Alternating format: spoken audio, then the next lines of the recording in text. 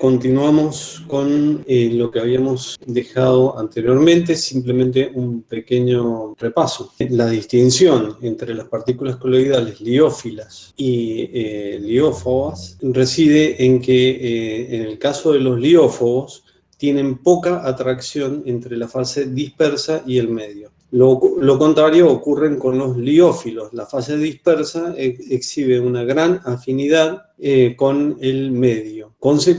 Y como consecuencia se produce esa hidratación, se llama hidratación si el medio es agua, o solvatación si el medio es cualquier otra sustancia que no sea estrictamente agua. Es decir, hay afinidad entre las partículas y el medio dispersor. Por tanto, los sistemas hidrófobos no absorben nada del líquido que los dispersa. Habíamos dicho que eran microcristales, las micelas, ¿sí? Una micela son microcristales, unos unidos a otros, llegan a ser millones, pero son de tipo cristalino. Es como un grano de piedra o una piedrita en un líquido. ¿Cuánto absorbe del líquido? Nada. Si la piedra es sólida, no es porosa, no absorbe absolutamente nada. Como comparación sirve. No tienen afinidad con el medio, no absorben el medio. En cambio, el liófilo es como una gelatina. El medio llega... No se puede prácticamente diferenciar la partícula coloidal del medio, porque están integrados. Las fuerzas que favorecen, es decir, las macromoléculas suelen ser de tipo liófilas o hidrófilas y están integradas. ¿Cómo se encuentran las macromoléculas, los distintos átomos integrados en una macromolécula a través de fuerzas covalentes o valentes? Como ya han estudiado cómo se constituyen las moléculas. Y se disuelven por adhesión a las moléculas del solvente, es decir, se adhieren a las moléculas del solvente. Las partículas micelares, por el contrario, se van agregando. ¿Sí? Las fuerzas que actúan son de diferente naturaleza. La agregación es un término que significa unión sin ningún tipo de enlace químico. Por ejemplo, un ejemplo de ello son las fuerzas superficiales de Van der Waals. Es decir, las fuerzas superficiales, ahí no hay fuerzas que pueden unir partículas, pero de ninguna manera ahí hay unión química. Bien, voy a dar un ejemplo para que entiendan qué es esto de las fuerzas superficiales, porque las vamos a necesitar comprender. Todos estamos en invierno, todos tienen experiencia de haber hecho fuego en un hogar, en una estufa de leña. Y todos tienen experiencia de que en las chimeneas de las estufas de leña suele haber partículas de carbón adheridas a las paredes de la chimenea. En una chimenea hay un movimiento ascendente de un gas caliente que va desde abajo hacia arriba. Ese movimiento ascendente del aire caliente que va desde abajo hacia arriba arrastra partículas, pequeñísimas partículas de carbón. Cuando está el fuego, al comienzo se puede observar algo de humo, que son pequeñas partículas de carbón que se van elevando. Cuando el fuego está ardiendo, esas partículas de carbón prácticamente no se alcanzan a ver. Pero evidentemente van desde esas partículas de carbón, desde la leña hacia arriba. ¿Qué es la fuerza? ¿Qué fuerza hace que la partícula de carbón, en vez de seguir el movimiento ascendente, deje de ascender y se adhiera a la pared? Si se fijan, la partícula del carbón, para adherirse a la pared, tiene que dejar ese movimiento vertical, ascendente, para realizar un movimiento perpendicular que haga que adhiera a la partícula a la pared de la chimenea. Y la adhiere tan fuertemente que cada tanto hay que realizar en la chimenea un proceso de desollinación, es decir, hay que eliminar todo el carbón que se ha adherido fuertemente a la pared y no sale, si no se ejerce una fuerza mecánica de limpieza. ¿Qué son esas fuerzas? Esas son fuerzas superficiales. Para esas partículas livianas, esas fuerzas superficiales son tan fuertes que hacen que la partícula quede adherida a la pared. Entonces todo cuerpo, por tener superficie, tiene fuerzas superficiales. Nuestro cuerpo, por tener superficie, tiene una fuerza superficial. ¿Y nosotros por qué no nos quedamos pegados a la pared? Porque existe en nosotros una fuerza peso que es muy importante, y tenemos poca superficie en comparación con nuestro peso, que hace que las fuerzas superficiales no nos muevan, no nos cambien de dirección. Pero a las partículas coloidales sí que esas fuerzas superficiales influyen muy fuertemente. Ya volveremos todavía un poco más sobre este mismo concepto, pero es bueno que vayan entendiéndolo. Hay distintos estados en los cuales podemos encontrar a las dispersiones o a las soluciones coloidales. Hemos dicho que las soluciones coloidales son más o menos estables. Sí, una de las características. Pero en algún momento las soluciones coloidales pueden dejar de serlo. ¿Cuándo?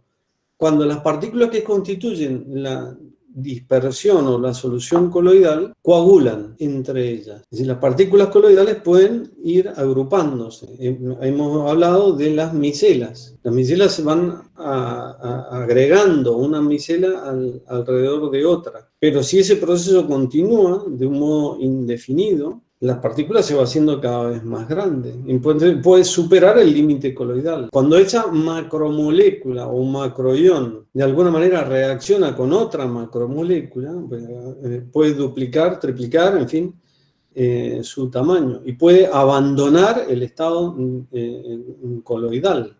¿Por qué? Porque aumentó el tamaño.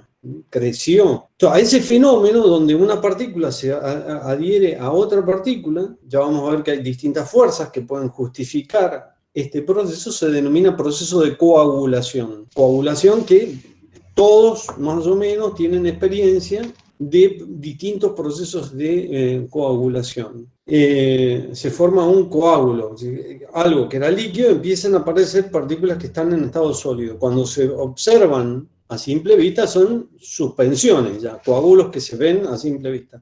Bueno, también existen esos procesos de coagulación a nivel coloidal, y cuando ya la partícula sigue creciendo en tamaño, abandona el espectro coloidal, el tamaño coloidal, porque supera los 100 milimicrones, y pasa a ser un suspensoide. Cuando pasa a ser un suspensoide, la partícula, entre otras cosas, ha aumentado de peso. Y entonces, en los suspensoides, la fuerza de la gravedad, una de las fuerzas que actúa sobre la partícula coloidal, empieza a tomar una importancia que antes no tenía tanta. Y la partícula empieza a descender. A ese segundo fenómeno se la denomina floculación. Pero no hay que confundir, son dos procesos claramente diferenciados. Uno es el de coagulación, aumento de tamaño de la partícula, y en segundo lugar, el de coagulación, el de floculación, descenso de la partícula debido a la fuerza peso. ¿Sí? Coagulación, aumento de tamaño. Floculación, descenso de la partícula hacia el suelo. Fundamentalmente la partícula es atraída por la fuerza de gravedad. Bien, el coloide floculado es el estado de gel de un coloide. Normalmente se habla que los coloides cuando han coagulado se encuentran en estado de gel. Y cuando el proceso es el contrario, hay veces que la partícula pasa desde el estado de gel nuevamente al sistema coloidal, a ese proceso se lo denomina, porque puede ser reversible, si se van agregando las partículas, forman un estado de gel, primero coagulan, luego floculan. Pero si por algún método mecánico o de cualquier otra naturaleza nosotros rompemos el coágulo y lo subdividimos nuevamente la partícula, desde un modo mecánicamente hemos vuelto hacia atrás. Esa vuelta hacia atrás, esa regresión se denomina peptización del coloide. Entonces la gelificación es un proceso por el cual coagula y luego floculan. La peptización es el proceso reversible o contrario. Entonces ya vamos viendo que el hecho de que las partículas se mantengan en estado coloidal o en estado de suspensión es natural, pero también se puede intervenir de un modo artificial para mantener un estado. Por ejemplo, las pinturas son sistemas coloidales donde pequeños pigmentos en estado coloidal, dan color y están disueltos en una fase oleosa, un aceite especial, o una fase líquida. Hay pinturas que se dispersan en agua o hay otras que son dispersas en un aceite. Es muy notable cómo las pinturas en los lugares donde tienen pinturas para auto, esas pinturas que son coloides y suspensoides, están ahí en el límite, sobre todo aquellas pinturas que tienen efecto metalizado, que quieren hacer notar un efecto metal, son verdaderas suspensiones y para mantener la pintura en condiciones tienen que estar permanentemente agitándolas. Entonces hay una máquina que va manteniendo en suspensión permanentemente la pintura por un proceso de agitación. Entonces ya se ve como la agitación ayuda a mantener estables a sistemas coloidales. Bueno, ¿qué propiedades tienen? Habíamos hablado que las partículas coloidales pueden ser hidrófilas o hidrófobas, lo acabamos de ver, y tienen que tener un tamaño comprendido entre 1 a 100 milimicrones, y que pueden ser partículas muy diversas, no tienen ningún otro común denominador, salvo su tamaño y su comportamiento. Bueno, ahí sí tienen propiedades comunes en el comportamiento. ¿Qué comportamientos los caracterizan? Por ejemplo, el fenómeno de diálisis. El hecho de pasar o no pasar a través de una membrana es cuestión de tamaño. Las partículas coloidales están unificadas por su tamaño. En general, las soluciones verdaderas pasan todas las partículas a través de las membranas dializantes y las partículas coloidales en general no pasan. Tienen un tamaño superior al poro de la membrana dializante. O si lo hacen con una gran lentitud, porque son muy parecidas al tamaño, en ese caso, de la membrana dializante. Luego tienen una característica, las partículas coloidales, que exhiben un movimiento que se denomina browniano. ¿A qué llamamos movimiento browniano? Anteriormente había hablado de un ensayo que ustedes podían hacer en una habitación oscura, atravesada por un haz de luz. Cuando lo hagan van a ver que las partículas coloidales no todas tienen, en general no, muy pocas o ninguna está quieta, sino que todas se están moviendo aleatoriamente y se mueven en cualquier dirección y sentido. Ese movimiento que exhiben las partículas coloidales se denomina movimiento browniano. Y este movimiento browniano les confiere un cierto grado de estabilidad. El hecho de que tengan naturalmente este movimiento azaroso hace que la partícula se mantenga en suspensión y no precipite. Se ha verificado que la fuerza del movimiento browniano es prácticamente de la misma magnitud que la fuerza de gravedad, pero en sentido diverso, de modo que la partícula no precipita, se mantiene en suspensión durante muchísimo tiempo. Hay un ensayo donde se hizo un sol de oro. Un sol de oro es prácticamente agua en el cual se han dispersado pequeñas partículas de oro. ¿Sí? Agua en oro, todo el mundo sabe que el oro es un metal muy maleable, con lo cual se puede subdividir en pequeñas partículas. Y se puede llevar el tamaño de esa partícula a un tamaño de tipo coloidal. Y uno puede decir, bueno, entonces estas partículas de oro dispersas en agua no se van a disolver nunca. Efectivamente, no se disuelven. Pero si uno lo hace a ese ensayo, observa que las partículas coloidales se dispersan en el líquido y no precipitan. Bueno, hay un museo donde se hizo un sol de oro, pequeñas partículas de oro, se colocaron en una cápsula, se homogeneizaron y se colocó en una cámara antivibraciones. Es decir, una cámara que no puede recibir vibraciones desde el exterior. Y ese ensayo fue iniciado hace unos 100 años ya, y las partículas de oro todavía no precipitan, no terminan de precipitar. Hay algunas que lo han hecho, pero la mayoría todavía se mantienen dispersas. Esto es debido a esta característica del movimiento browniano. Y recuerden, el movimiento browniano tiene una fuerza de una dimensión igual a la fuerza de la gravedad. Entonces, sobre las partículas hay una fuerza actuando, una fuerza de la gravedad que tiende a atraerla hacia el centro de la Tierra, pero tiene otra fuerza igual y en sentido contrario, que es la del movimiento browniano. Por tanto, eso ya está explicando por qué no terminan todas en el fondo de la, en nuestro caso, vasija binaria.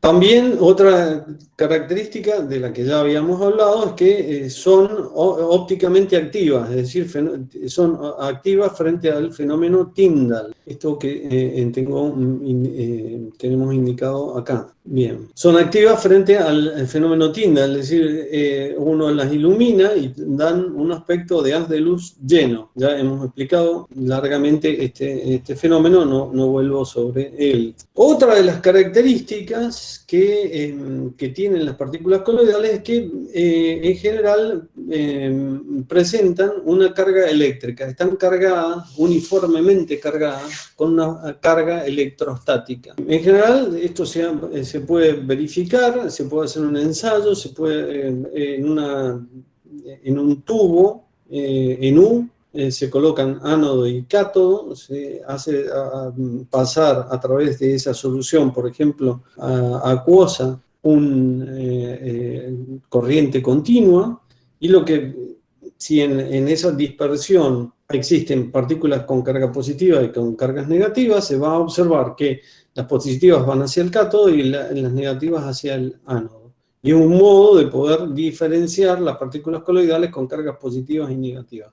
Pero en general todas las partículas coloidales se observan que tienen una carga eléctrica, electrostática.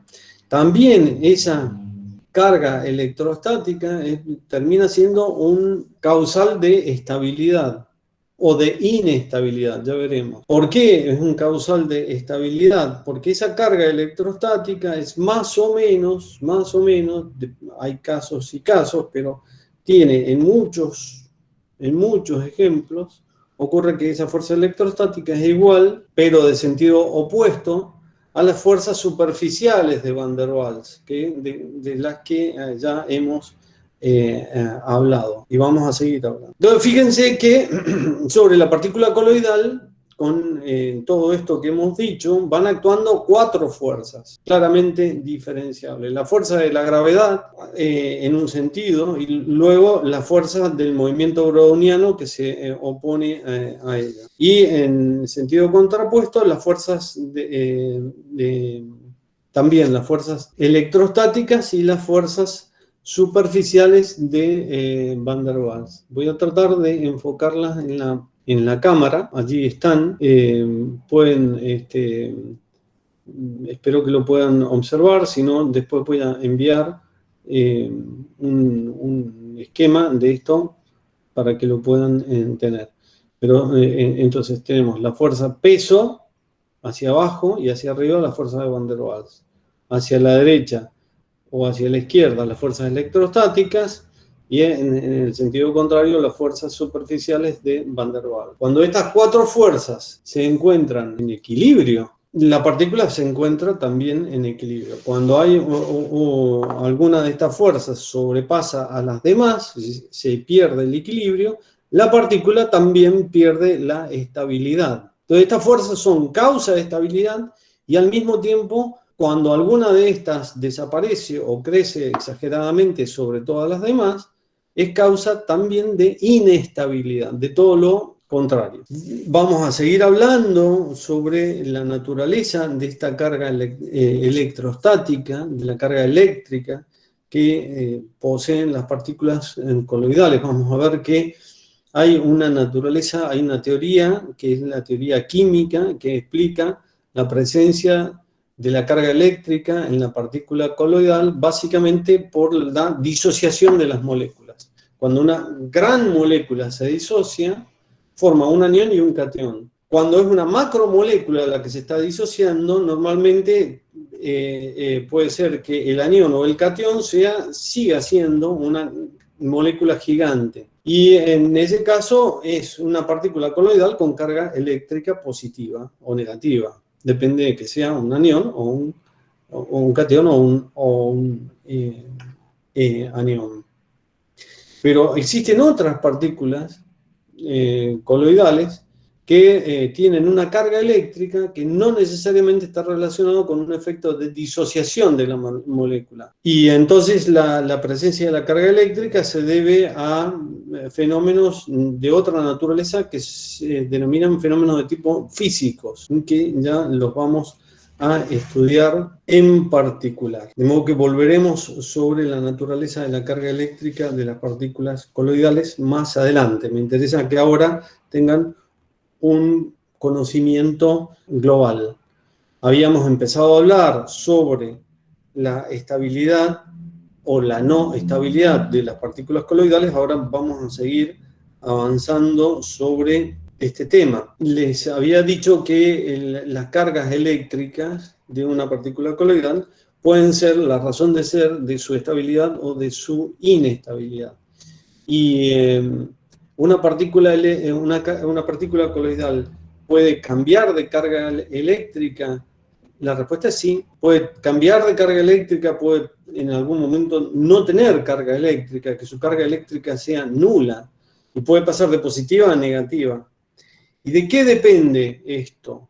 Bueno, ya habíamos adelantado algo. Puede ser que se produzca una disociación en un anión y un catión. Entonces una partícula coloidal que antes no tenía, si no estaba disociada, la carga eléctrica de esa partícula coloidal es nula. Cuando se disocia es positiva o negativa en función de que la partícula coloidal sea el anión o el catión. Ahora, puede ser que la partícula coloidal esté absorbiendo otra sustancia que tenga carga, en función de que la sustancia esté dominada por hidrogeniones, y en ese caso tendrá carga positiva, o que haya oxidriliones libres en la otra partícula, y en ese caso tendrá carga negativa. Vamos a dar muchos ejemplos. Por ahora, tengan en cuenta que la carga de las partículas coloidales puede variar en el tiempo. Puede ser positiva, puede ser negativa, puede ser nula en otro momento. De modo que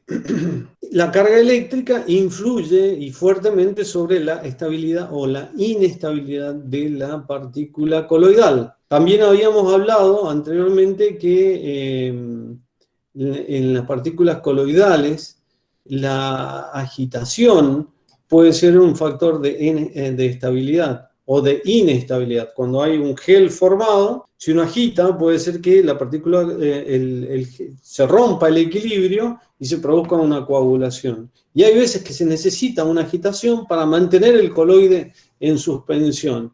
Entonces puede ser que la agitación en algún momento sea un factor de estabilidad o en otro momento un factor de inestabilidad. Y uno puede decir, bueno, pero esto es contradictorio, profesor. Bueno, aparentemente sí, pero en la realidad no lo es, no es contradictorio.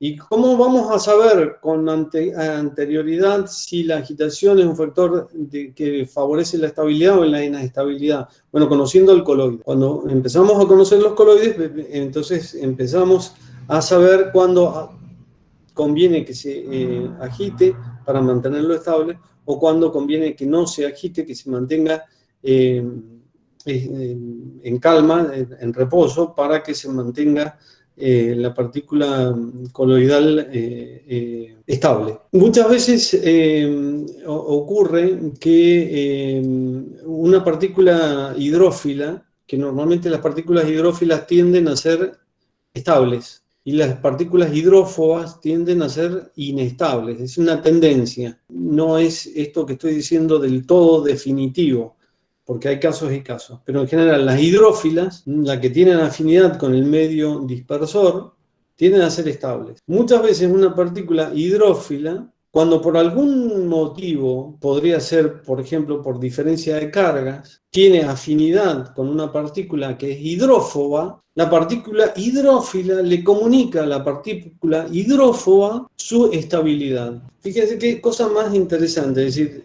las hidrófilas en general tienden a ser estables, y cuando por algún motivo, por ejemplo, por diferencias de cargas positivas y negativas, se atraen.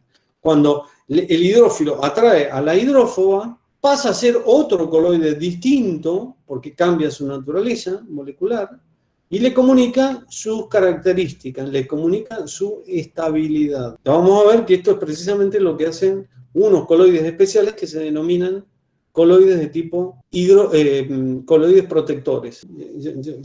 Vamos adelantando un poquito, yo voy dando explicaciones en sentido circular, pero vamos a tocar varias veces los mismos temas para que vayan entendiéndolo de a poco. De todos modos, en el apunte lo tienen escrito de un modo un poco más lineal, y con mi explicación y el apunte creo que van a llegar a entenderlo sin mayor inconvenientes. Hay ciertos efectos, por ejemplo, como pueden ser la ebullición o la congelación, que influyen también en la estabilidad de las partículas coloidales. Concretamente, nosotros en el vino nos interesa mucho estudiar los coloides donde la faz continua es un líquido. Entonces el líquido puede en algún momento, en función de la temperatura, hervir o pasar de líquido a sólido mediante una congelación. ¿Qué pasa en esos casos con la partícula coloidal? ¿El coloide se mantiene en las mismas condiciones si la fase líquida está hirviendo o si se está congelando? Y efectivamente se producen cambios. Cuando con la ebullición se reduce la cantidad de electrolitos que puede absorber la partícula coloidal. Disminuye la cantidad de electrolitos. Entonces, al disminuir la cantidad de electrolitos, cambia la carga. Si ese cambio de carga es lo suficientemente, es decir, se reduce la carga, si esa reducción de la carga es lo suficiente como para producir una coagulación, la partícula coloidal, el sol, se destruye. Los procesos de ebullición, cuando se está hirviendo un sistema coloidal, puede ser que el mismo proceso de calentamiento haga que la partícula coloidal pierda ciertos electrolitos, por tanto pierda carga, y si esa pérdida de carga es suficiente para provocar una coagulación, bueno, el coloide deja de ser estable. Primero coagula y luego precipita. Ya vamos a ver, ustedes me dicen, bueno, ¿y esto qué tiene que ver? Ya van a ustedes ver que para el caso del calentamiento de los vinos antes del embotellado, ahora no se utiliza tanto, pero antiguamente sí se utilizaba y es un método muy, digamos, muy recomendable y muy sano para conseguir la estabilidad biológica de los vinos, porque no hay que agregar ningún tipo de químicos para conseguir la estabilidad, simplemente se logra con calor, me refiero a la estabilidad biológica. El calentamiento de los vinos, luego seguido de una filtración, hace que los vinos sean muy estables desde un punto de vista coloidal. Cuando se ha producido el calentamiento y luego la filtración, finalmente el embotellado de los vinos, normalmente esos vinos son muy estables desde un punto de vista coloidal. ¿Por qué? Porque todas las partículas coloidales que tenían propensión a inestabilizarse en el tiempo se han inestabilizado por el proceso de calentamiento, se han retenido, se han eliminado del medio porque coagularon, pasaron por un filtro y ya en el filtro no eran partículas coloidales, sino que eran suspensoides, entonces el filtro las retuvo a todas. Luego el vino queda fuertemente estable a las insolubilizaciones en el tiempo. Bueno, ¿y qué pasa si el proceso es de congelación? Bueno, el proceso de congelación es muy diferente, porque la partícula coloidal, al estar dispersa, necesita un medio que lo contenga en dispersión. Cuando se congela, ese medio que lo contiene en dispersión se reduce, porque la partícula coloidal estaba dispersa en un medio líquido. Al congelarse parte de ese líquido, entonces se reduce la cantidad de líquido disponible para que la partícula coloidal esté dispersa. Al reducirse, si esa reducción se mantiene por un tiempo prolongado, la partícula coloidal puede que no se siga manteniendo como coloidal y pase a ser un suspensoide. Un suspensoide porque se tuvieron forzosamente que acercar todas las partículas coloidales, entonces allí se produce una interacción de fuerzas, puede que coagulen y precipiten. Entonces, tanto finalmente la ebullición como la congelación van a modificar la estabilidad de las partículas coloidales de las partículas coloidales, que son hidrófobas, de todas estas que estamos considerando estas consideraciones que estamos haciendo, son referidas a las partículas que son hidrófobas. Bien, ¿y qué pasa con el caso de las partículas liófilas? Vamos a hablar ahora de la estabilidad y la coagulación de las partículas que son hidrófobas.